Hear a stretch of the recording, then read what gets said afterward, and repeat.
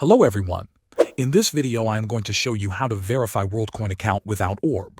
First, download the World app from the official store on your phone. Once installed, open the app and set up a new account.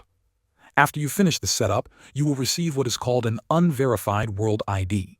This type of account is created automatically and can be used for some purposes inside the World app.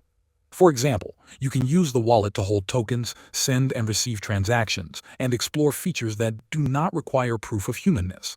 However, it is important to understand the difference between an unverified and a verified World ID. A verified World ID is what proves that you are a unique human being. This level of verification is required for certain services inside Worldcoin and for projects that need strong identity checks. At the moment, the only way to get a verified World ID is to visit an official Orb location.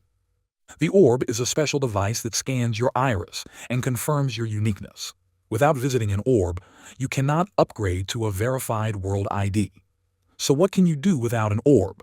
You can still explore the World app, create your wallet, use your unverified ID in supported places, and get familiar with how the platform works. Thanks for watching.